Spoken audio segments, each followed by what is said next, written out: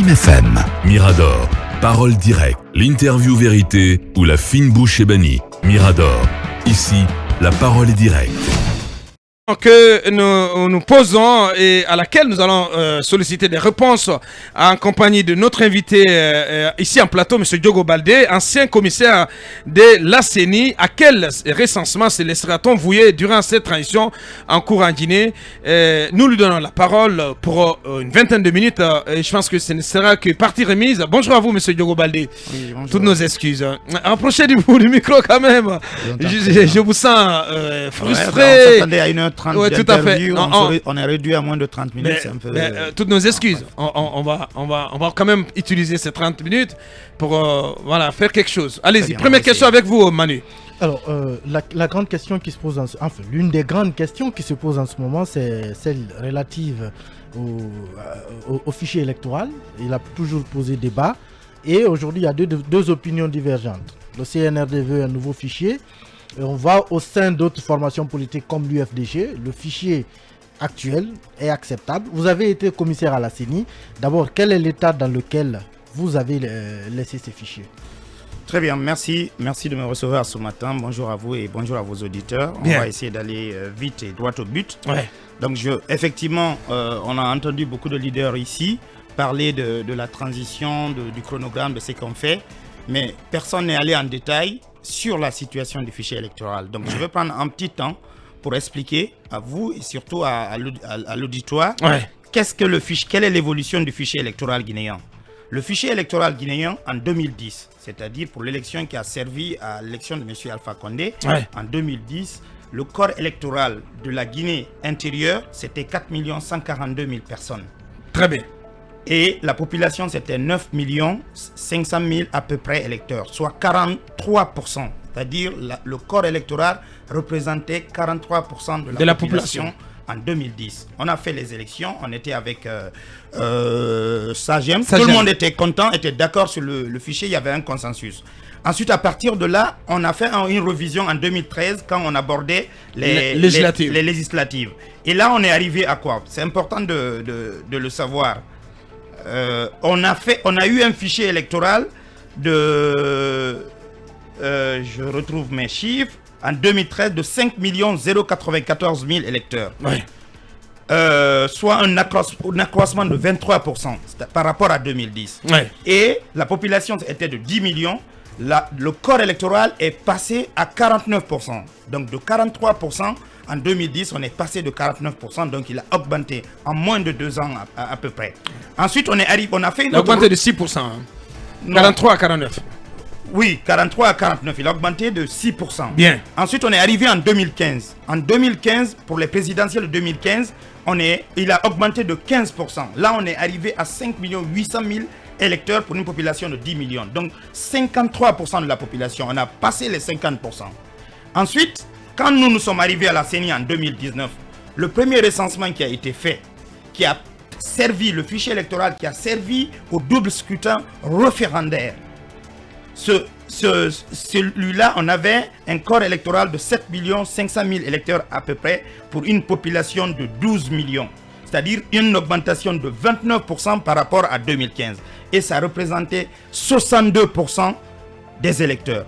Bien. Donc, pendant toute cette phase en amont, le fichier électoral a été contesté. Il n'était pas bon. Ce qui était réel, il y avait des doublons, il y avait des mineurs. Bien. Et je rappelle que nous, commissaires, un certain nombre de commissaires s'étaient retirés justement pendant cette période du double scrutin parce qu'ils ont dénoncé le fichier électoral et ils ont dénoncé le double scrutin lui-même. Mais... Donc à partir de ce moment-là, après le double scrutin, nous sommes revenus. Il y a eu un travail qui a été fait.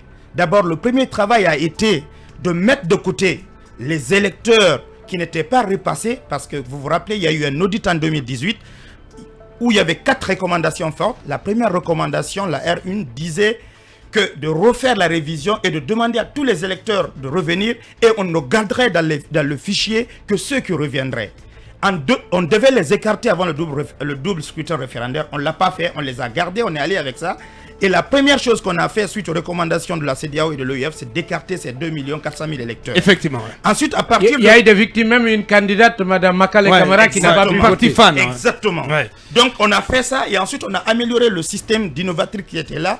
On a déployé un module d'identification des mineurs qui permettait de détecter les mineurs à partir du visage et de dire si c'est un mineur ou pas. Et on a sorti à peu près 24 000 mineurs. Le module avait déjà sorti 60 000 et en tout, ça faisait 85 000 mineurs. On est arrivé à quel fichier en 2020 pour les présidentielles? On est arrivé à un fichier pour l'intérieur de la Guinée de 5 319 000 électeurs pour une population de 12 millions, soit 42%, soit un recul de 29,5%, soit près de 30% de diminution par rapport au fichier de 2019 qui a servi au double référendum. Donc le fichier électoral actuel, avec l'extérieur, c'est 5 400 000, dont 5 300 000 pour l'intérieur de la Guinée. On est arrivé à 42%, c'est-à-dire moins que 2010 où on était à 43%. Ce qui est dans les standards régionaux. En 2015, on était à 5 millions et quelques 5 800 et là, on repasse en 2020, c'est-à-dire 5 ans après, à 5 300 000. C'est-à-dire entre 2015 et entre 2019 et 2020, en fait, le corps électoral a diminué. Et je pense que c'est important que les citoyens le sachent. Et si vous remarquez, par exemple, au sein de l'UFDG, ce qui a poussé le parti à aller justement aux élections de 2020, c'est parce qu'il savait à ce moment-là que le fichier a été énormément amélioré. Moi, aujourd'hui, jusqu'à présent, je n'ai pas vu pour le double scrutin, par exemple, des doublons, des électeurs qui ont deux cartes où c'est marqué cabinet Cissé, qui était le signataire des cartes d'électeurs qui ont servi à l'élection présidentielle. Des mineurs ont été mis de côté. Il y a eu 212 000 doublons qui ont été mis de côté. Il y a eu énormément d'améliorations au niveau du fichier électoral, qui nous permet aujourd'hui de dire que le fichier est raisonnablement acceptable et qu'on peut partir de ce fichier qui a servi à la présidentielle de 2020. Le réviser. Et je dis en terminant, en fait, la réalité est qu'on a fait un nouveau fichier en 2020. Très bien. Parce que c'est uniquement les électeurs qui sont repassés en décembre 2019 et ceux qui sont repassés en juillet 2020 qui sont aujourd'hui dans le fichier électoral de la Guinée. La recommandation 1, elle dit de façon diplomatique: faites un nouveau fichier, et ce qui a été fait, et le fichier de 2020 ne contient que des électeurs qui ont été récemment enrôlés. Donc il est propre.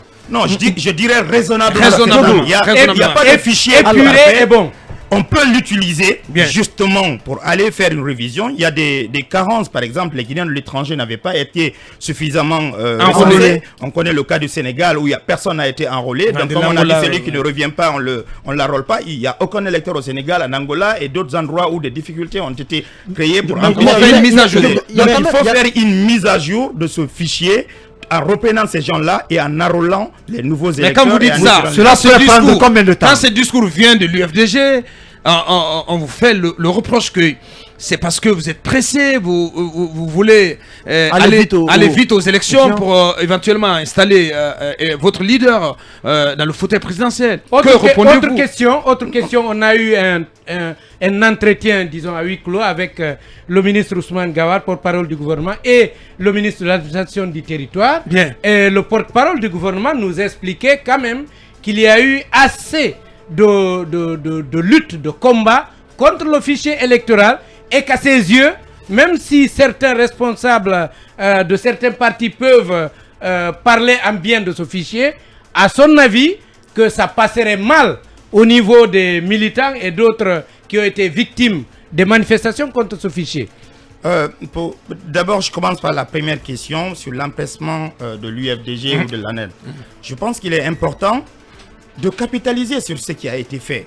On ne va pas jeter tout ce qui a été fait. On a un fichier électoral, on s'est battu.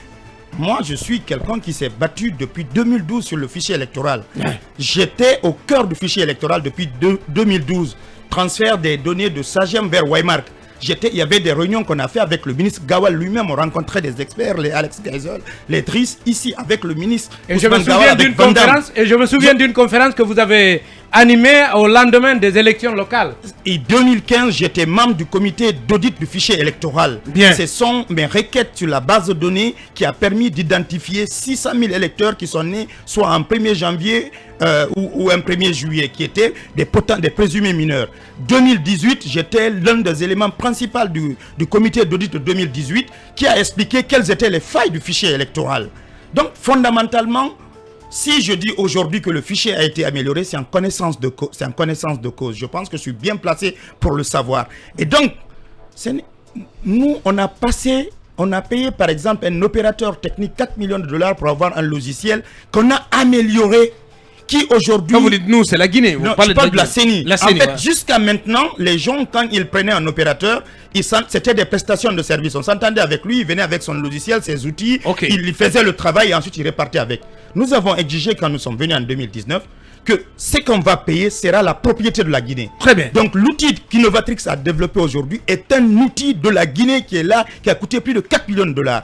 Pourquoi on va lancer un appel d'offres pour aller recruter, payer encore des millions de dollars, alors qu'on a payé un outil qui est là, qui est performant, qui est très performant. Aujourd'hui, il n'y a pas plus de 3 acteurs qui ont le module d'identification des mineurs. Le monde de la biométrie est un monde très fermé.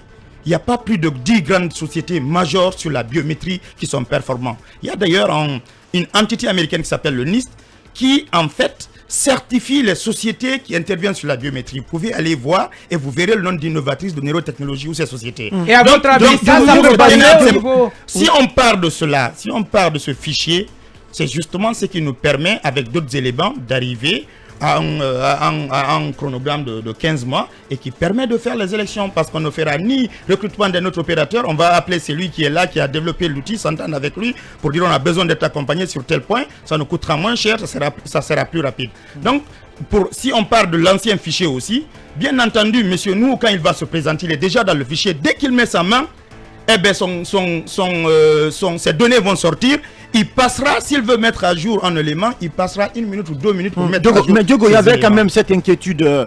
On disait que le fichier guinéen pouvait faire l'objet de manipulation. Ce n'est pas un fichier qui était sécurisé. Est-ce qu'il y a date... Mais au-delà, il y a eu des cas de mort. On a eu des cartes où Jean-Marie Doré et d'autres personnes. Est-ce que ça, c'est pas avec le fichier? Est-ce que toutes les normes sécuritaires aujourd'hui sont requises? Pour revenir à ces 2 questions-là, la question de monsieur Nou sur le combat, il y a eu un combat qui a été mené par l'UFDG et plusieurs autres entités, dont le ministre Gawal.